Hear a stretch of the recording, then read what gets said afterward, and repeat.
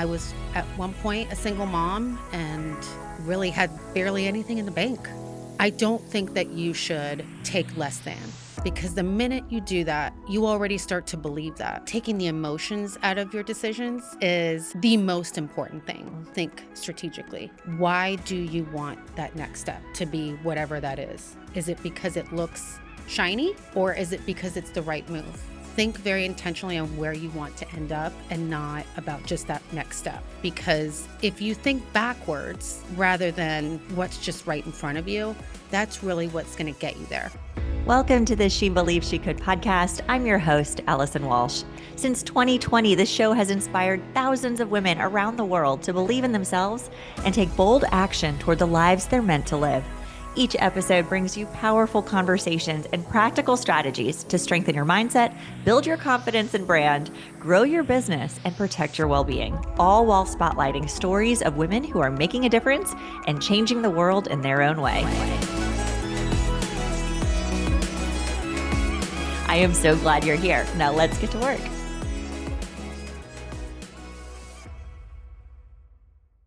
Vivian Gonzalez is the founder and CEO of Park Capital Search and Evergreen, two fast-growing firms transforming how private equity companies hire and scale. A proud Latina and mom, Vivian built her career on radical honesty, systems thinking, and an unwavering commitment to her clients' success.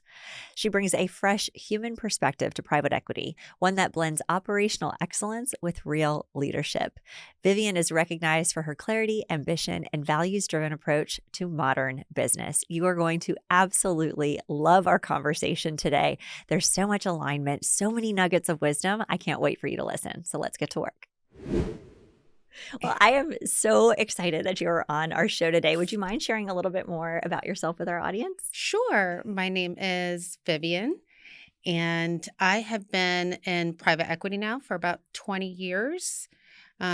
Very involved with investment strategies and helping people make moves.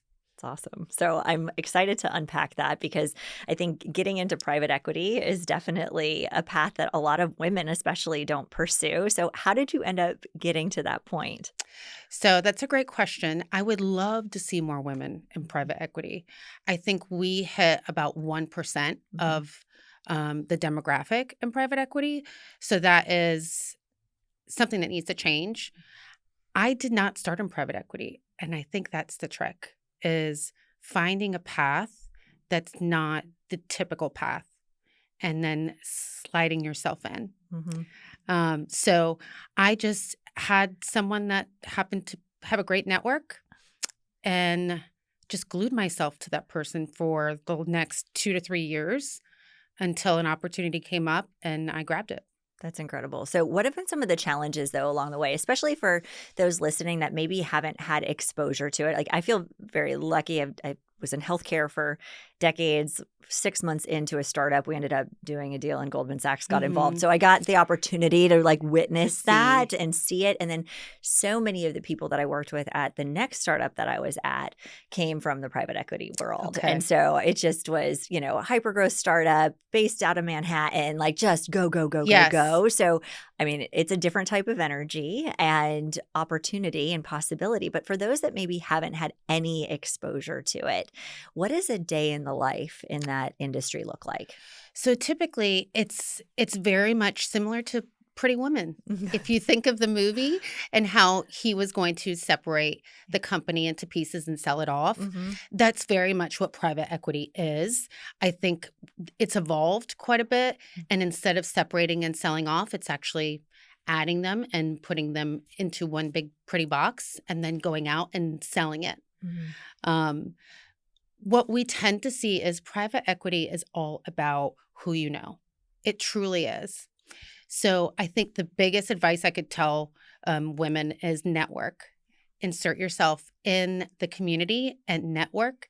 You're going to get a lot of doors closed. But it just takes that one door, and the minute it opens, you have to grab hold of it and run with it. Well, and we talk about network a lot on this show because especially So important. it's huge. It's huge for every aspect of your life, whether it's, just building community or it's business opportunities, it's still to this day the most impactful thing that you can Yes. do is to surround yourself with amazing people and also show up with the mindset of like, what can I contribute to? I mean, I Mhm. don't know if you've witnessed this. I certainly have, where you can smell the people that walk in the room that just want to take Yes. versus those that want to show up and be of service too. So, any tips for our listeners around that? Yes, that's a great, comment because I have built a network, and it's about 7 of us, and all men. I'm the only female, of course. Hmm. Um, everybody has some form of involvement with the same, targets, Hmm. and that's really the key. I think strategically, when you wanna build a network around yourself, you've gotta make sure that you're building it with that in mind. Hmm. Who's your target market? And then connecting yourself to folks that are not a competitor, but are still in that same space. Hmm. Um, it's hard. It took me about 5 years to find each of them along the way, but we were all in a place where we wanted more for ourselves, Hmm. and we were willing to help one another out, but still had that same moral compass and business acumen to run. Hmm. We weren't walking, we were running. Hmm. And so now, 15 years later, after we've all collected ourselves, one is the president of a bank. The other one is an SVP for a public company. And so it's great to be able to celebrate them. Hmm. And that's truly what we do. Yeah. No, that's great advice too. It's like find the adjacent colleagues in your space, Yes. right? And thought leaders in and of your own right, but also willing to come together to support one another. Right. It's huge. It's a game changer. And those doors will open a lot easier when there's a warm intro or, maybe you get a great tip from one of them about something else or some other business that you should be looking at or involved with. So, what have been some of the cool projects that you've worked on? I'm curious. Like, are there certain just like moments throughout your career where like that was really cool to be involved with? So I have there was one. It was a CEO. It was the first time that he was actually bringing on a private equity partner. Mhm. And those, frankly, are the ones that I love the most, is being able to be not only the thought leader, but a trusted advisor to Mhm. both sides, Mhm. because it is hard to make that shift from CEO who owns their business and really didn't have anyone to answer to suddenly you have someone to answer to. And it may not be the direction you would typically go. Mhm. So this particular one, it was two co-founders. They African American owned, Mhm. really interesting stories. They came from humble beginnings and built a business that they knew nothing about, I love those. which is amazing to me. Yeah. And they built it to about 50 million Mhm. and decided, okay, we want to bring in a private equity sponsor to help grow it past that 50 million. Mhm. What was amazing about the deal is that we are 10 years later, and I've become very good friends with that CEO. And he's gone on to, you know, buy another company and build that, and I've been able to be a part of it. So the relationships I get out of it many times is what I love the most, Mhm. rather than how the complexity of the deal. Yeah. Well, and you're watching the evolution of somebody's Yes. like dream have rocket fuel behind it and the ability to do so much more. But I'm sure it's interesting. I mean, just even in my experience and exposure to, businesses that bring in that private equity sponsor or partner into it, it does change things. It changes it a lot. And you have to have the right team that comes Yes. in. And even one of the organizations I was involved in prior, they're, looking at having a transaction here relatively soon and just all the voices at the table around that, everything from the investors to, of course, the private equity group to, the founders and like, what does everybody want the next phase of this company to To look look like. like? You have to be so thoughtful about that because you can end up having just a negative experience too if you're not careful. Yes, and I think that is actually a female's niche that needs to come into private equity is Mhm. we are very much empaths, Mhm. and that EQ tends to be pretty high in females, Mhm. and that's a big part of these deals is really understanding and being able to be a guide. Mhm. And unfortunately, that doesn't tend to happen, and that's been one of the reasons why I've been able to continue to progress Mm-hmm. in private equity is a lot of it is just networking and referrals. Mm-hmm. And when you can lean in and really know where you can add value separate from, the day job, Mm-hmm. um, they're not going to go anywhere else. Yeah. No, that they'll be loyal They'll to be you for loyal. sure. And Yes. then the word of mouth referrals, and then it's just the snowball of a great reputation. So, what are some of the things you've learned the hard way through this career path, though? Because I'm curious, I'm sure there's been some things where you're like, I could have avoided that lesson by maybe reading somebody else's mistake. But Yes. I would say, I always tell people, trust. yeah. Trust is earned. Mm-hmm. And unfortunately, in I think in today's world, period, let alone the investment banking world, Mm-hmm. um, trust needs to be earned. Yeah. There's such a small group of us women in this space, and it's not always a welcoming space. Mm-hmm. So being able to walk in and really feel like you own and you deserve to be there is Mm-hmm. important. Mm-hmm. So that would be the number one lesson. Yeah. I wish I would have not trusted so quickly. Mhm. And isn't it sad though? I mean, I think like I wish it was that we could, but it's a good piece of advice. You have to have eyes wide open, unfortunately. But I think that, we talk a lot about your brand, and your personal brand is your reputation, right? Yes. Ultimately at the end of the day. So I'm glad that we're discussing this and just again highlighting how important it is, number one, to be mindful of who you trust, but to build your brand on trust Correct. and to be who you say you are, to operate out of integrity, have high ethics and moral values, and then you can trust yourself. And when you show up like that, and that becomes really the foundation of your own brand, it just will open so many more doors for you in the future because of that. It really does, because it'll set you apart from everybody else. Mm-hmm. And that's one of the biggest lessons I've learned in life is I didn't take the typical path. Mm-hmm. Most folks that are in investment banking, one, are men, Mm-hmm. and two, they come from Ivy League.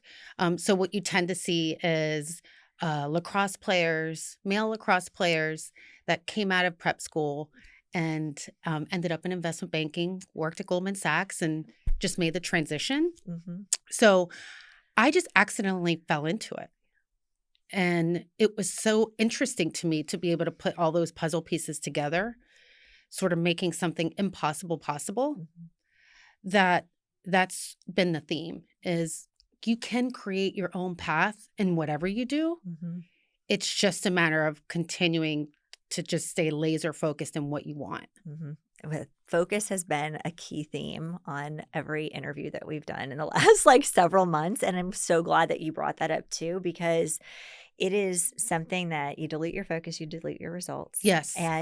But I love your story because it wasn't necessarily what you thought you would do. You kind of fell into it, but because you were intentional, and because you set your sights on something and you surrounded yourself with great people, you've had an incredible career, and you're sharing more about that and letting us in, right? Like Yes. letting us know what's Yes. possible. But for so many women, sometimes we hold ourselves back because we didn't follow the traditional path. We've given ourselves a million excuses as to why it won't work, but you're proof of what's possible. So cheers to that. And I love that you mentioned that. But you also have some good advice around careers in general. So even if private equity isn't the way somebody wants to go, you've got advice around mistakes that people make and things that you've seen. So can we just pivot the conversation a little bit to that direction? Sure. Because I think it's important for those that are listening to glean the wisdom and to understand maybe some things they should lean into or avoid. So leaning into opportunity without asking for the money. Mm-hmm. That's always the number one. And frankly, that's how I got into private equity in the first place. I was in a group at a search firm that happened to have that niche, but I was very far removed from it. All men, of course, and they would never have thought that I would have entered that room. But being able to say, hey, let me be a fly on the wall. I'll help you for free. I'd love to just watch and listen. And the more you can watch and listen, the more you'll learn. And then you make it your own. And that's really what's going to set you apart. Separately, it's when you are looking for a role. Think very intentionally on where you want to end up and not about just that next step. because if you think backwards rather than what's just right in front of you, that's really what's going to get you there. And it can be so difficult. I'm really glad you went here. Okay, so let's unpack this, because I think there can be a sense of apathy or fear, but what if that next thing doesn't come, and should I just take this now because it's right in front of me, even though what I really want might not be on this path? Like, that's hard, right? Especially when you're trying to pay the bills, Yes. or maybe all of a sudden you have more responsibility because there's a tiny human in your life. Like, there's a lot of reasons why people will say yes to certain things and then look back 5 or 10 years from now and go, dang it. Like, Why did I do that? why? So let's talk about this, because this is a big thing, right? Like, we want women to step into their highest potential. We want them to be happy and fulfilled. But there are some pretty pivotal decisions and things that you choose to do or not do that will lead you to where you do or do not want to go. Yes. So what are some things that women should consider, or what have you seen work well either in your life or in others that have helped navigate maybe where the shiny object that you don't want to take but end up taking distracts you, or you can avoid it? So let's talk about it, because I think it's an important conversation. So I think taking the emotions out of your decisions is the most important thing. If you want to end up in if you have a goal, you have to take the emotion out of it and really think strategically. Why do you want that next step to be whatever that is? Is it because it looks shiny? Or is it because it's the right move? And that's really been how I've always made the moves that I've made. I was at one point a single mom and really had barely anything in the bank. And it was making that decision of, okay, I have to sacrifice this in order to continue staying on a path that I know is going to lead to where I want to go. So there are times that I've had to sacrifice something to get where I want to go, but I don't think that you should take less than, because the minute you do that, you already start to believe that. Yeah. And that's a powerful belief that you will internalize in a positive or negative way, depending on the circumstance. Right. And once you do it, it's almost like a domino effect. Yes. Then it affects the next decision and then the next decision. So I think really staying hyper-focused in what you want, no matter what it is in life, staying hyper-focused on what you want and taking the emotion out of it is really what's going to get you where you want to go. Well, and I think what you mentioned about willing to make sacrifices in a world that is so full of instant gratification. Yes. And wanting the next thing that looks great, but yet isn't going to end up getting you where you want to go. Like, our conversation right now is just so timely. There's so many women that I'm thinking about as you're talking that we've had conversations with over the last several of months that have said, I can take this, or I can go this path. This path is scarier. It's the path that's not clearer, but this one is going to delay me ultimately getting to where I want to go over here. But I have to take a risk, and I have to bet on myself. And I have to believe that this other uncharted territory and water is going to yield the ultimate outcome. But it means I'm going to have to say no to something that's familiar and maybe looks really good right now. One story changed everything for me, and it can do the same for you too. I started by sharing my recovery story in small rooms, volunteering, and helping wherever I could. That story became my platform, led to leadership roles, media features, and eventually me starting She Believes She Could. What I realized is this: your personal brand is the bridge between who you are and who you can help. When you show up with purpose, your story becomes someone else's survival guide or their inspiration to keep going. The Impact Brand Accelerator is where I teach you how to turn your identity, message, and audience into impact. So if you're ready to build a service-driven brand that opens doors and expands your impact, enroll now. But don't you think betting on yourself, there's so much power. There is. So much power in betting on yourself. That's really how I've lived my entire life, is it's good to be uncomfortable. That's when you know that you're going to grow, is when you sit in that uncomfortable scenario.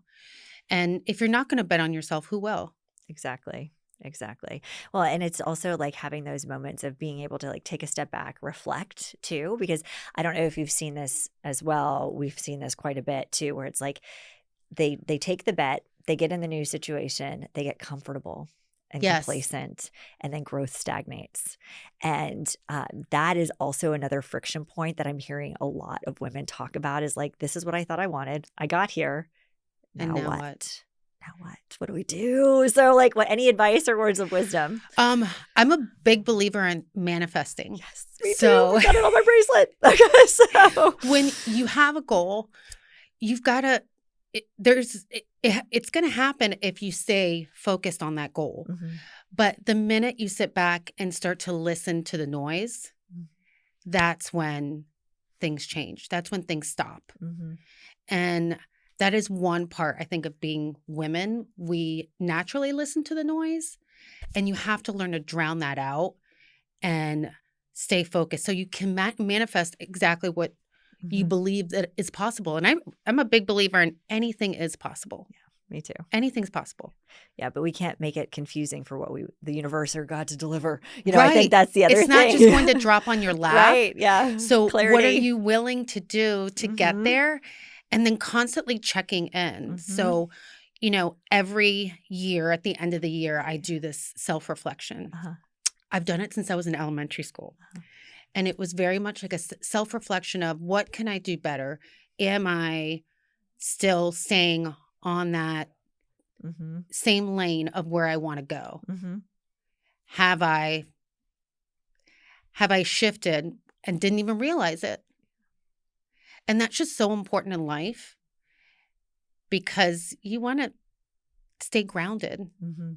Yeah, absolutely. Well, and allowing those moments to check in and be kind to yourself in the process Yes. too. Like, I think that's sometimes we can be so hard on ourselves. And, I think if you look at, okay, maybe the intended outcome didn't actually happen the way we thought it was, but wow, look at how much I have Impact. grown and the impact I've made. And this is by saying yes to myself, how I'm a different person as a Yes. result of this. And I think there's so much value in that, but it's the fastest thing to come off our calendars, Mhm. right?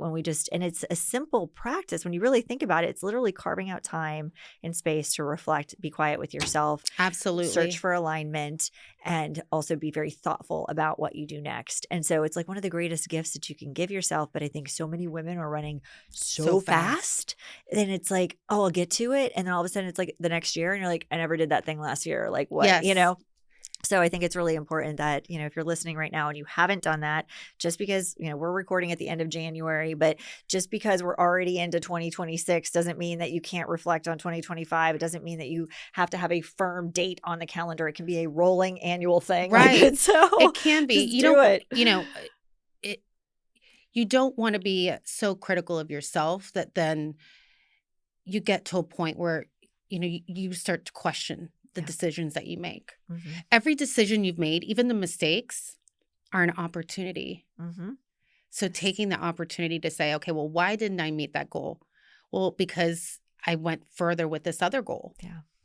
Yeah. And giving yourself some grace in that process. Yes. Yes. But it's important to do. And it can be one of the things that really unlocks other opportunities. Like if you don't sit with yourself and think about it and evaluate all of the experience that you've had and kind of how you're, focused on whatever is next as a result of it, like those are the moments where you can really pinpoint, okay, does this light me up? Does this give me joy? Right. Is this what I thought it was going to be?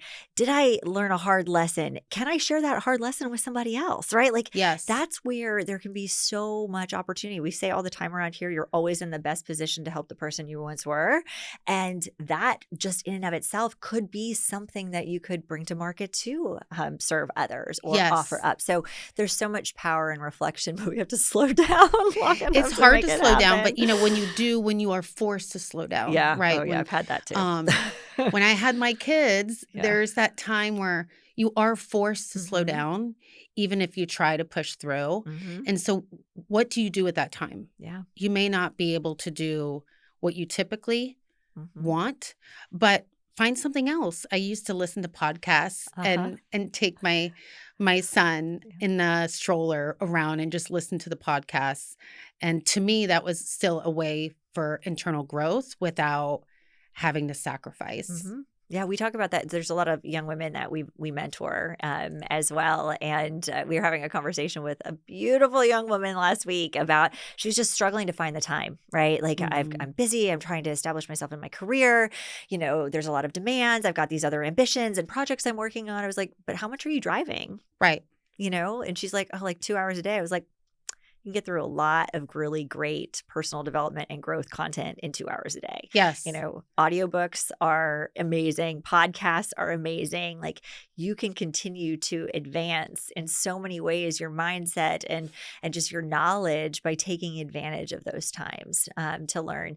And back to what you said too, like the forced time that you have to slow down, whether it's kids. I mean, there's a lot of women that experience burnout because they are running and grinding so hard. Like you have to put those time slots on your calendar to pause, to rest, to reflect, because you can also cause yourself an unintentional stalling point too if you're not careful. You can. And I think that's the part that we forget many times is we are running very hard. Mm-hmm. But if you run too hard, you're actually going to end up behind because you'll burn yourself out. Yeah. And that will force you to stop. So instead of taking the risk of having a forced stop, be intentional about it. I put it on my calendar. So I actually time block. I don't take meetings before 9:30. I don't do it before 9:30 so I can sit and reflect. If I want to go to the gym, I can do that. I can drop my kids off at school. Really just think through the day and be thankful that I have another day to look forward to.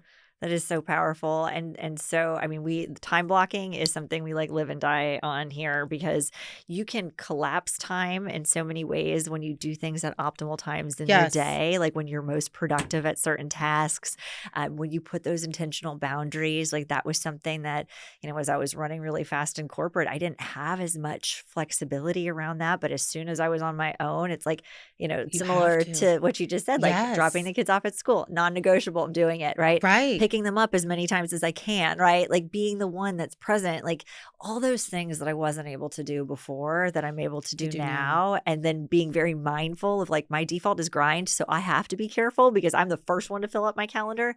But I have to remember like this is the season of life that I don't want to look back on and regret that I wasn't present for the people that needed me the most. So super important. Yes. And I think it's also an opportunity for your kids to watch. Yes. So they learn the time blocking. So it's very much a pay it forward mentality is how you treat yourself, is how your kids are going to see you, but also what they're learning in the process. Yeah, we say caught, not taught. Yes. Right? Like even if you say like do these things and you're not modeling it, they're gonna actually do the things that they see versus what you tell them. So, well, I've loved this. Thank you. So many powerful little nuggets that I hope everybody listening is just embodying and taking advantage of. But we like to ask our guests a couple questions that come on this show. In the spirit of She Believes She Could, is there a moment in your life or career that you can really look back on and say, I believed I could? And I did.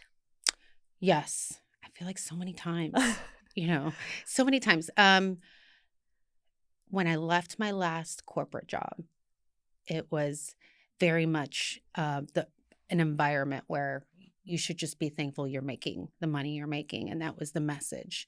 And many people wouldn't leave because of that. And I just knew I could make the impossible possible. And I bet on myself. I love that. Yeah. I mean, I'm sure there were a lot of feelings that came along with it too. But it was, I've never been in a scenario where I've doubted myself.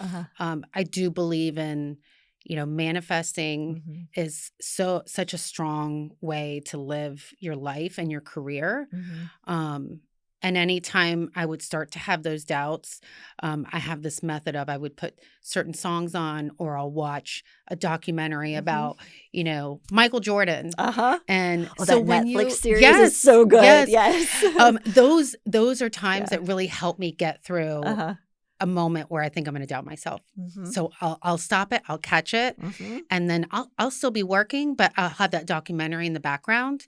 And it really helps me stay focused on what I'm trying to do, Yeah, what it's I'm like trying to the accomplish. reframe, right? Like Yes. your bounce back factor, all of those things really matter. And it's so for those that haven't like really leaned into manifestation, like I highly encourage you to do it. And to what you said, like you can really train your brain to be able to snap in and out of things Yes. too.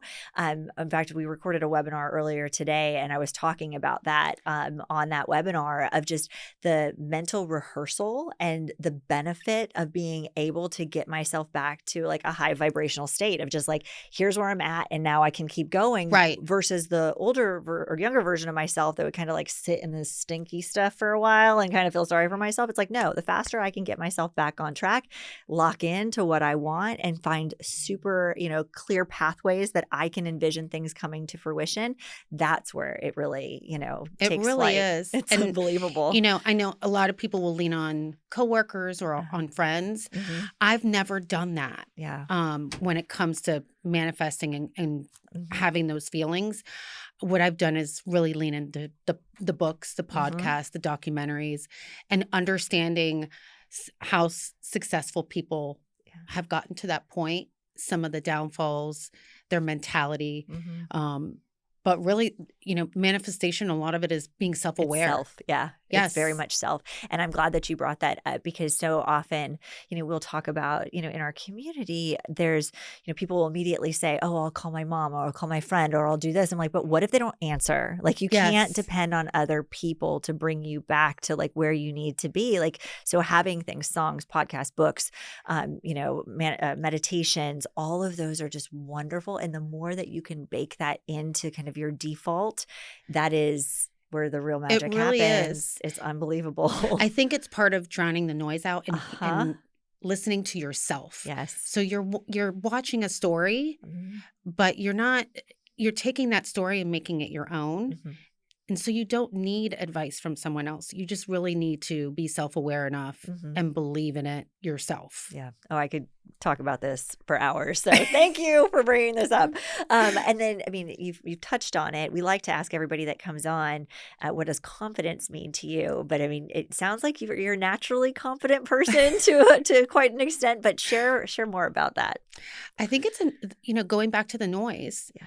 is there have been many times, growing up, I did not have confidence, but I think it was learning how to be self-aware enough and in those moments think through where I want to be and not worry about where I am in that moment. So important. So important because you can get stuck in the now or the Yes. past.